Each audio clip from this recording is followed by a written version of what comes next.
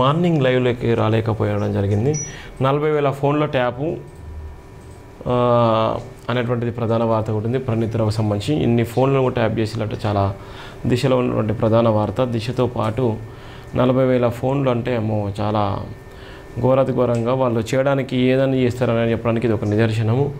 40,000 ఫోన్ల ట్యాపు 2018 నుంచి ఏడాదికి సుమారు 9,000 చొప్పున కూడా వాళ్ళ ఫోన్లు కూడా ట్యాప్ చేసిన నేపథ్యం ఉంది. అంటే ఎంతమంది వీఐపీలు ఉన్నారు, ఎంతమంది జర్నలిస్టులు ఉన్నారు, ఎంతమంది పొలిటికల్ లీడర్లు ఉన్నారు, ఎంతమంది బిజినెస్ మ్యాన్లు ఉన్నారు, ఎంతమంది సినీ తారలు సినీ హీరోలు ఉన్నారు, ఎంతమంది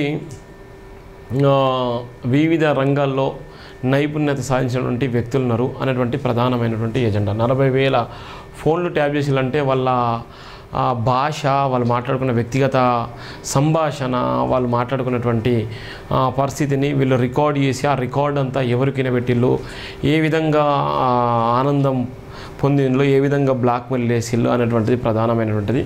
40,000 ఫోన్ల ట్యాప్ అంటే చాలా ఘోరం. 40,000 ఫోన్ల ట్యాప్కు సంబంధించినటువంటి ప్రధాన వార్త అయితే ఇక్కడ మనం ఉన్నది ఇక్కడ చూస్తున్నాం.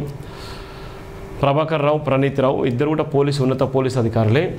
ఇద్దరు కూడా వెలమ సామాజిక వర్గానికి సంబంధించినటువంటి వ్యక్తులే. వీళ్ళిద్దరు కూడా కేసీఆర్కు దగ్గరి బంధువులుగా ఉండి కులం ఆధారంగానే వాళ్ళు రాజకీయంగా మళ్ళా బీఆర్ఎస్ మూడోసారి అధికారంలోకి రావడానికి క్రియాశీలకమైనటువంటి పాత్రను పోషించినటువంటి ఉన్నతమైనటువంటి పోలీసు అధికారులు.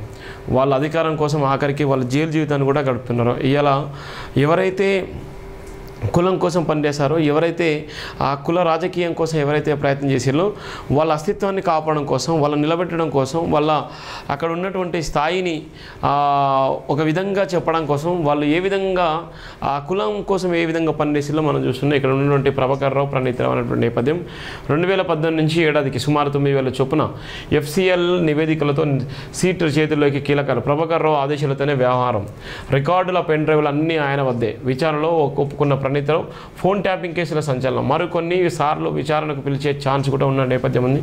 ఇది ఒక ప్రధానమైనటువంటి వార్త. ఫోన్ ట్యాపింగ్ కేసుల సంచలన విషయాలు వెలుగులోకి వచ్చాయి.